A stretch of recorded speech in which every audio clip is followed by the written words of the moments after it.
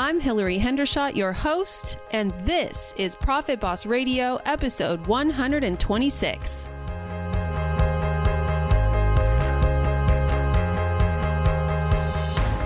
Profit Boss Radio is your weekly wealth mastermind. Profit Boss is also a community and a movement for women who are ready to take control of their money, break the glass ceiling, and give ourselves permission to finally have enough. Want the secrets of wealth to be yours? This is the place. I'm Hillary Hendershot. I'm a certified financial planner running a leading advisory firm for women, and I'm sharing with you real stories from real life and real women who are making it happen. Forget Wall Street. Let's do this, ladies.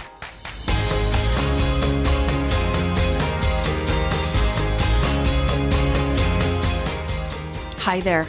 So 2018 is almost over, and it's the first year of the new Tax Cuts and Jobs Act that really dramatically overhauled our U.S. tax code as we know it. So what do you need to know? And what are the things you should make sure you address before the year's over? Stay tuned because I'm going to cover all of it in today's episode. Let's discuss how the largest and most anticipated Tax Reform Act passed by Congress since 1986 will affect you. There's a lot packed into the Tax Cuts and Jobs Act. I'm going to refer to it as the TCJA.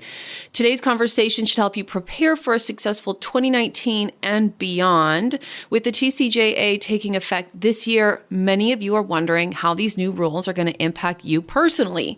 Fortunately, you are getting ahead of the changes by listening to today's episode. And this is really dense content. And I don't know about you, but when I listen to really complex or dense content, I often want to go back and listen to it again.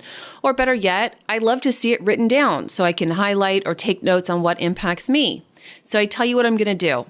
I'm going to give you this stuff on 3 different levels, just like Goldilocks and the 3 Bears, 3 levels.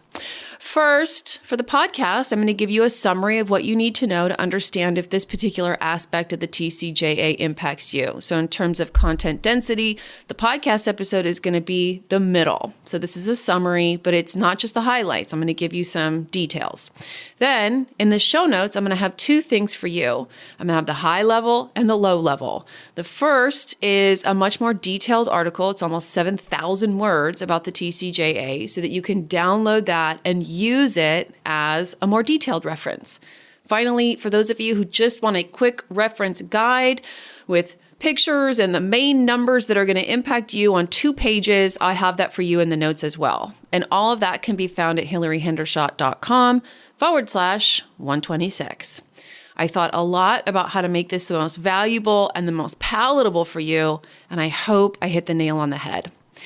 And now is a perfect time to find out how the new laws will impact your tax situation so that you can take steps before the end of the year to lawfully minimize your taxes and maximize your nest egg. All right, let's jump in. First, I'm going to talk about the good news.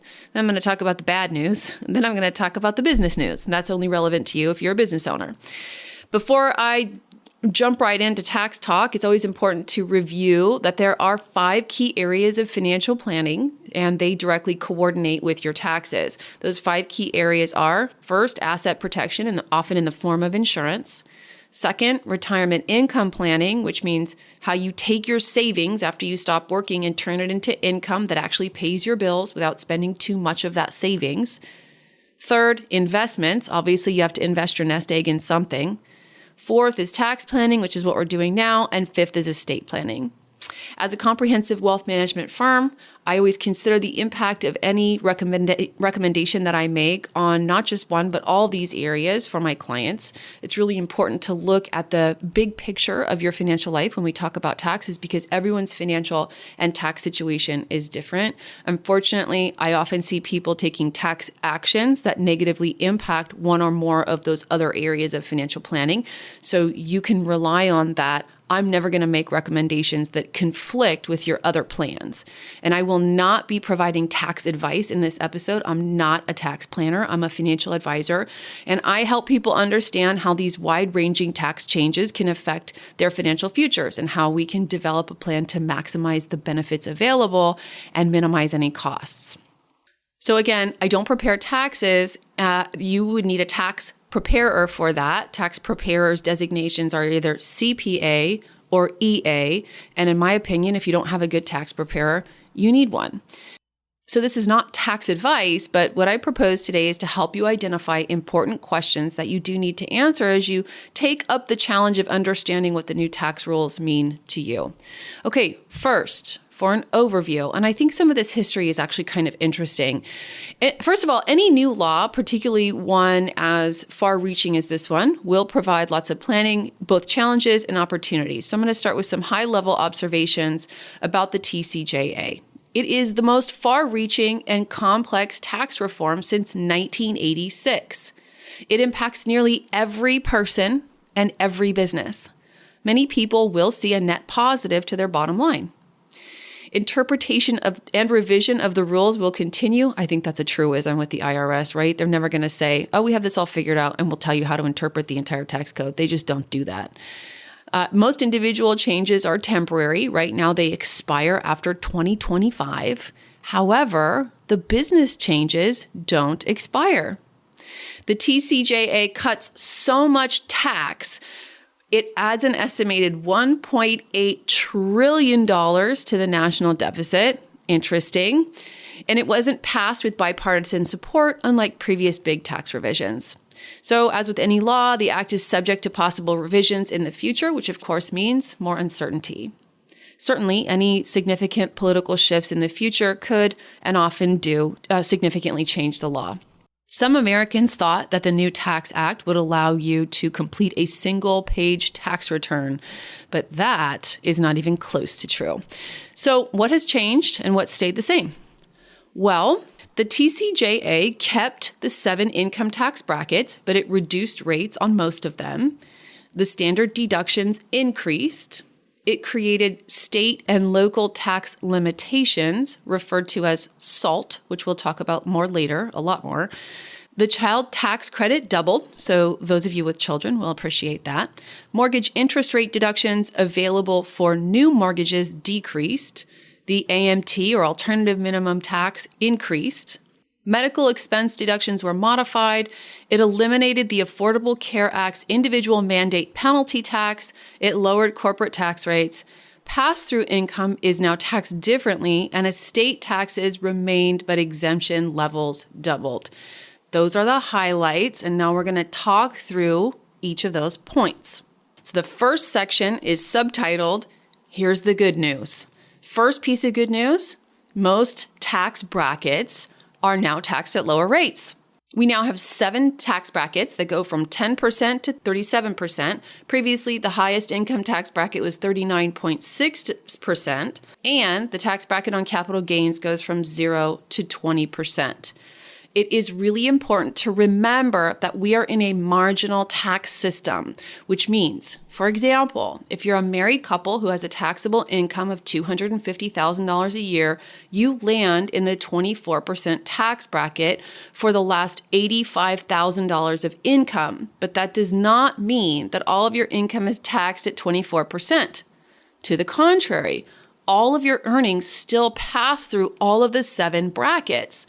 So for our couple earning $250,000, as an example, your weighted, or what we call net effective tax rate, is actually far less than 24% before deductions. I hear a lot of people make that mistake. I hear people say, oh, I don't want to earn that extra dollar because it'll kick me into a higher tax bracket.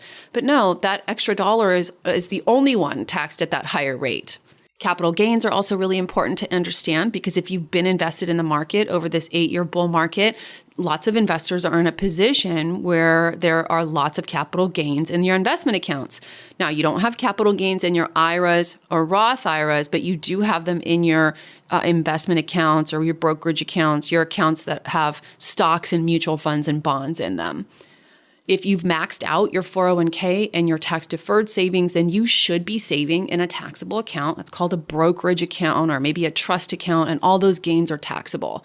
That means in order to rebalance or reallocate or spend any of that money, you have to sell those investments, and that has gains attached to it. So the point is just to be aware that capital gains is a part of life for people who have high income and want to have a big nest egg. So I'm not going to talk through the changes to the tax brackets in this episode. Instead, I'm going to post 2 PowerPoint slides, 2 PDFs in the show notes that show you the exact comparison of 2017's marginal tax brackets to 2018 and forward's marginal tax brackets so that you can take a look if you're interested. The stated purpose of this tax reform bill was to lower income taxes for those with $250,000 a year of income or less. And according to the Tax Policy Center, the average tax savings will be $1,600. So I went ahead and calculated what your new federal tax obligation will be at various income levels. So if you are married and have $100,000 of income, your tax savings is likely to be just under $2,600. If you are married and have $250,000 of income, your tax savings is likely to be $9,138. And if you are married and have $500,000 of income, your tax savings, based solely on the changes to tax brackets, is likely to be $16,852. Now, obviously, those numbers can change with other deductions and aspects of your tax return. So I just gave you those numbers to give you a high-level understanding of what the macro changes to the tax code are. Now, let's talk about the standard deduction. So if you don't already, you will probably start taking the new standard deduction under the new tax law. That is the specific dollar amount subtracted from a taxpayer's income before the income tax is applied. According to the Tax Foundation, 68.5% of households took the standard deduction in 2016. So you either take the standard deduction or you do what's called itemizing your deductions. But now it's estimated that over 90% of Americans will be taking the higher standard deduction. Most, but not all, are expected to be better off with the increased standard deduction. So if you are single, in 2017, your standard deduction was $6,350. Now it's $12,000. If you are married, your standard deduction in 2017 was $12,700. Now it's $24,000. The additional standard deduction for taxpayers 65 and older still applies. Note that the new deduction amounts sunset in 2025.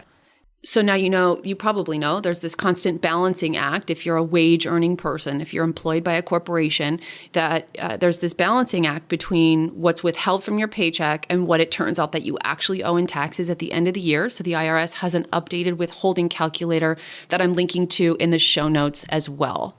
All right, let's talk about changes to the estate tax. Some people call the estate tax the death tax. Whatever you call it, it's 45%, and you owe it to the federal government if your estate or your net worth exceeds a certain amount. So in 2017, that amount was $5.6 million if you were a single person and $11.2 million if you were a married person. Well, now those numbers are doubled. So if you die and you have a net worth of less than $11.2 million as a single person and $22.4 million as a married person, you owe zero tax. Allow me to backtrack a second here. The estate tax isn't 45%, it's 40%. So let's say you were to die with an estate worth $30 million. Well, you would subtract 22.4 from that and you would get 7.6, and you would owe Uncle Sam 40% of that. Good estate tax planning can help you minimize estate taxes paid. Actions you want to take if estate planning is of interest to you: definitely re-examine your wills, your trusts, your estate plans. According to the Center on Budget and Policy Priorities, only 2 out of every 1,000 estates owed federal state tax in 2017. In the new rules, it's only 8 per 10,000 estates. But the fact that you probably won't owe estate tax does not mean that you shouldn't have an estate plan. I've said it before, and you probably feel like you've been beaten over the head with this, but I'm just going to say it again. Proper estate planning allows your assets to transfer seamlessly to your heirs without any government interference, judges, fees, anything like that. You don't want your estate going through probate. That's not what this episode is about, so I'm going to zip it on that. Let's talk about the AMT, the Alternative Minimum Tax. This was created to ensure taxpayers with many itemized deductions still end up paying some taxes. So if you're hit with AMT, you pay your regular lower tax plus the AMT difference. In the past, that has applied to a lot of people. but now you're far less likely to pay AMT. The TCJA increases the exemption amount, so fewer taxpayers are subject to the AMT. According to the Tax Foundation, 10.3 million households were subject to the AMT in 2015, which affected mainly those who live in a high-tax state with a household income between $200,000 and $500,000. The increased standard deduction means that many households won't itemize deductions and won't get hit with the AMT. That will mean more money in the pockets of high earners, and those who still do pay AMT will probably end up owing less than in previous years.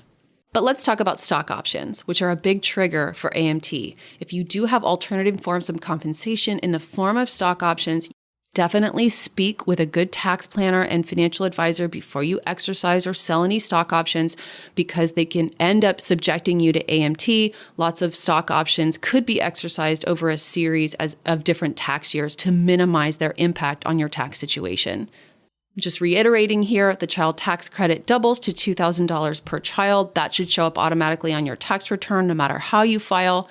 You will need to provide a child's social security number to receive the credit. Taxpayers can also reduce their bill by $500 for other dependents who are not children, like elderly parents. This is an incentive for families to take care of loved ones other than children. All right, let's talk about the 529. And I did mention this in last week's episode. 529s were created as a vehicle to save for higher ed. Most states offer these plans. California doesn't offer tax benefits on contributions. If you're a resident of California or any of the other states that don't offer benefits on contributions, you can use any state's plan. Just use the best plan you can find. But what the TCJA did for 529 accounts is that it made it so that distributions are no longer limited to post-secondary or university level institutions. Now you are allowed a $10,000 annual distribution to pay for K through 12 private or parochial school. This is obviously really good for private schools. Okay, let's talk about alimony. So this is good news if you're going to be receiving alimony in the future, and conversely bad news if you're going to be paying it. Alimony is no longer a deductible expense for the payer, nor is it considered income to the payee. Before the new law and for the last 75 years, alimony has been a deductible expense for the payer and reportable income for the recipient. So now that's totally turned around for divorces that occur after 2018. Divorces that are already complete are not affected. Some critics of the new tax code argue that the change in the way alimony is handled gives married couples an advantage. I'm not sure about that. Seems to me like if you should be married, you should stay married. But if you should be divorced, you should just get divorced. But here's a quote from the Ways and Means Committee. A divorced couple can often achieve a better tax result for payments between them than a married couple can. There you have it. So just plan carefully if you're getting divorced after 2018. Okay, that's it for the good news, folks. Now let's talk about the bad news. There are some downsides you do need to be aware of, especially for my fellow Californians or residents of other high tax states. The primary bad news when it comes to the TCJA is that homeowners in high tax states lose the ability to fully deduct state and local taxes. The ability to fully deduct state and local taxes has been around since the modern introduction of the federal income tax in 1913. It allowed for an unlimited deduction of state, county, local, school, and municipal taxes so that you could avoid being taxed twice on the same income and to promote home ownership. Now, you are capped out at deducting just $10,000 of those SALT taxes. And yes, to say SALT taxes is a reiteration because the T in SALT stands for taxes. Reducing SALT deductions will be felt most acutely in California, Illinois, Maryland, Massachusetts, New Jersey, New York, and Connecticut, the states that account for more than half of the value of these deductions in the past. Some news outlets for a while were encouraging residents to prepay their property or other local taxes, but I frankly haven't seen that be allowed. The IRS seems to be weighing in against it, and they've published articles that lead me to believe they will not be allowing this strategy at all, so I'm not recommending you try it. High tax states don't want their constituents, frankly, to move out of the state. So some have said that they're considering creative solutions. So stay tuned, watch your state news and see if your state is offering some kind of reprieve from this, what amounts to be a pretty major fine, increase in taxes, truly. Also, you may not be able to fully deduct mortgage interest anymore. Okay, so existing mortgages are grandfathered in. So if you have a mortgage now and the balance of the loan is $1 million or less, then you can continue to deduct all of your mortgage interest. However, in the future, the maximum indebtedness attached to which you can deduct the mortgage interest is $750,000. In other words, if you have $1 million mortgage, well, you're capped at deducting your mortgage interest at $750,000. So 1/4 of your mortgage interest is not deductible. Obviously, what it seems like is the federal government isn't that interested in promoting home ownership or owning large homes anymore. So the new tax rules around home ownership have changed. For some of you, it might cause you to really reevaluate the relative benefits of home ownership in your specific case. If you're retired or semi-retired or on course to retire in a few years, you may want to evaluate downsizing or moving to a low-cost state. Also, let's talk about itemizing miscellaneous deductions. In the past, you could deduct things like moving expenses, home office expenses, investment management fees, tax preparation fees, professional dues, and casualty losses in some instances, but only if they exceeded 2% of your adjusted gross income. Now you can't. So those miscellaneous deductions are no longer permitted. You should be aware that any fees paid by IRAs or 401ks are paid by pre-tax money. So that's the same as having that be tax deductible. So you don't put it on your tax return, but you're paying it with pre-tax money. So it's pre-tax, it's deducted. Okay, moving on to Roth conversions. As you probably know, contributions to a Roth IRA are not tax deductible, but distributions from Roths are 100% tax-free, assuming that you have held them in the account for 5 years. You can't just convert to a Roth and then distribute right away tax-free, okay? You need to hold that money. And there are also no RMDs or required minimum distributions for Roth IRAs. There are strict income limits on who can contribute to a Roth, but technically there's no limit on amounts you can convert. Now, here's the change. Prior to the act, if you converted an IRA to a Roth IRA and then the market went down or you changed your mind about a conversion because of cash flow issues, you could recharacterize the Roth back to an IRA before October 15th of the following year. As a rule of thumb, many people decided to do their conversions early in the year because then they could watch the market and make sure they got their conversion done at the lowest point in the market, and they could reverse it if they didn't like their ensuing tax bill. Now, you can't change the Roth back to an IRA, ever. Once it's converted, there are no more do-overs. But as a financial advisor, I still think some people should consider Roth conversions, and I'm still doing a handful or a dozen of them in my practice this year. Here's a way to think through contributing to or building up traditional IRA balances versus Roth IRA balances. If you save in a traditional IRA, tax rates that are lower in the future may mean that you could have more disposable income at retirement. If you save in a Roth IRA and there are higher taxes in the future, you won't have to pay those taxes because the money comes out tax-free from qualified Roth IRA distributions. Note that this proposed strategy does not protect against all tax-based risks.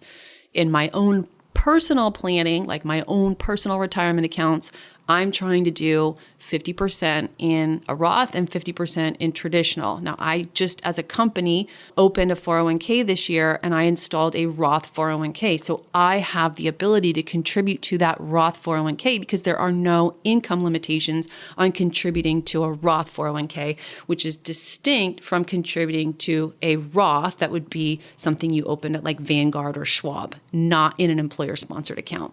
All right. We did the good news. We did the bad news. Let's do the business news. Here we go. Corporate tax rates are much lower. Under the new law, the top corporate tax rate starting in 2018 is just 21%, when last year it was 39.6%. The U.S. has had some of the highest corporate taxes in the world. Now corporate taxes will be the lowest since 1939. Also, the corporate AMT is eliminated. Again, as I said before, the new tax rules for individuals are set to expire after 2025, but for businesses, there's no such expiration. The changes are permanent for now. Our next item is good news. Small business owners get a 20% deduction for pass-through income. Pass-through may be a phrase that's new to you, but what that means is that individual business owners pay taxes on their firm's income on their personal income tax return. Prior to the new tax law, small business owners usually paid taxes based on their individual tax rates, up to 39.6%. Now, owners will be able to take a 20% deduction for qualified business income, and these individuals will only be taxed on 80% of their pass-through income.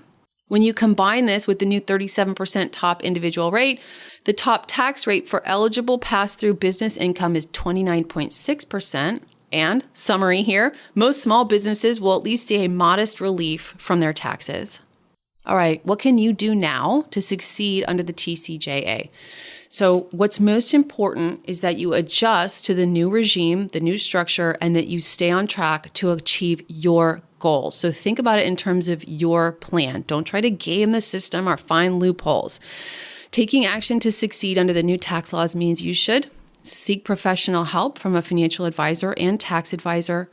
Ensure that you understand how the new rules impact you. Start building your tax and investment plan now, and ensure that your taxable investments are tax savvy. This is a big deal because when you hold mutual funds inside an after-tax account, you can have a situation where capital gains get passed along to you as the investor in a year when you actually have losses in the account. Most investors are very unhappy when that happens, but unfortunately, when you get that 1099 form, it is far too late. So you need to be careful what investments you're putting inside that after-tax account. My clients get what we call tax managed or tax savvy mutual funds, which minimize the capital gains passed along to the underlying investors. I thought the best way I could wrap up this episode was with a list of evergreen, really good to do action items that you can take now. So these are planning strategies you should be doing not just this year, but every year. First, rebalance your investments, including retirement plans and taxable investments. The markets have been volatile, and even in years when the markets are only up or only down, you have certain portions of your account that are growing faster than others or losing value faster than others. And the weighting of your investments, your portfolio allocation, is important. You need to rebalance your investments. Analyze the sources of your income and cash flow requirements. Cash flow is queen. You have to know that you have enough money to pay your bills. Review your overall tax planning strategy. By the time the new year comes, your tax strategy for 2018 will be locked in. So your best bet is to start in January of 19 to plan for 2019. So what are you going to do to minimize your tax obligation in 2019? Definitely make sure you have a sufficient curveball account. Most people call this an emergency fund, but I know listeners of Profit Boss Radio don't choose to have financial emergencies. Plan to fully fund your retirement accounts early in the year. That's one of the major things you can do to minimize your tax obligation. And monitor your portfolio regularly. It's important to keep it aligned with your goals.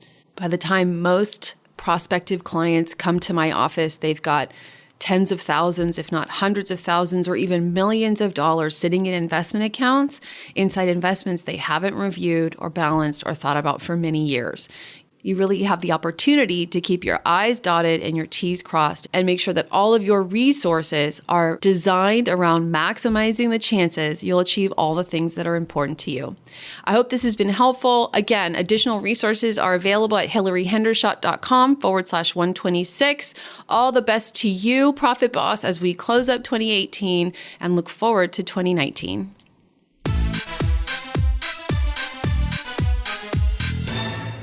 Shout out to my most recent iTunes reviewers. Purple Katie says, so helpful. Hillary's podcast has been incredibly practical and helpful. I never realized how much I did not know about money and the way I interacted with it until listening to her and her guests. I've been motivated to take charge of my financial life. It's scary and uncertain, but there's an underlying tone of empowerment beneath it all. I'm excited to see how I and my wealth continue to grow with the support of Hillary's education. Thank you so much. Well, you're welcome, Purple Katie. Also from Harriet M., I made the decision. Thank you. I have been listening to Profit Boss for the past month, and here are things that have already changed. I have money in savings, positive balance in both my checking accounts. I haven't charged anything, which is shocking. All of my bills are paid up to date, and I received a raise. I can't wait for next month. Thanks for your encouraging, warm support. It is life-changing. High fives and kittens. Super cool, Harriet. Finally, Samantha MG. I found Hillary's podcast a few months ago, and I've listened to every single show. Such great content. As a fellow financial advisor and woman in business, this is the type of resource you come back to time and time again. So thank you. Thank you, Samantha. Your iTunes reviews make a huge difference. So if you have a few minutes this holiday season, please leave me a review on iTunes.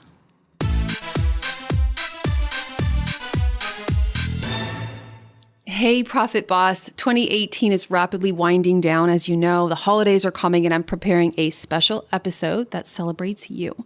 But this special episode also requires you. So if you have accomplished some big financial goals this year, I want to hear from you. If you're thankful for something that's happened in your financial life or career, I want to hear from you. If you're making big plans for 2019, I'd love to hear from you.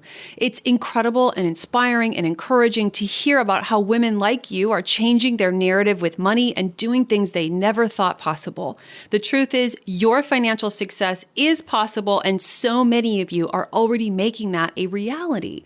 So don't keep your wins to yourself. Share them with me so that I can share them with the community. Don't be embarrassed. Fly your flag, girl. No win is too small. No win is too big. It's time for you to contribute and to be a part of making a difference. We are a tribe of smart, capable, powerful women who talk about our financial wins, express thanks and gratitude for important changes in our financial journeys, and look forward to a new year of financial and professional progress. Email your audio clip to media@hillaryhendershot.com. That's media@hillaryhendershot. Hillary has one L. Hendershot has two T's.com. Come on, do it now. And then stay tuned for a very special listener-inspired episode. Thanks, ladies.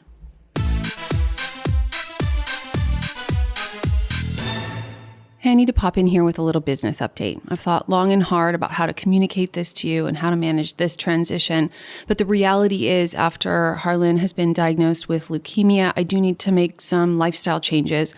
I need to be able to be available to her for longer periods of time. I need to be able to totally focus on her to make sure that she's well and safe and well cared for. So based on those realities and the reality that the time I have during the day is finite, until now I've been running 3 core programs in my business. One is Ignite Investing for investors with between $25,000 and $499,000 to invest.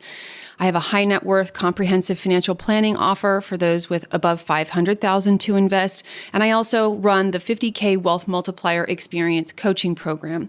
We are going to be closing up opportunities to apply to Ignite Investing as of December 15th of this year. If you are a current Ignite client, nothing changes. We are absolutely not taking anything away from you.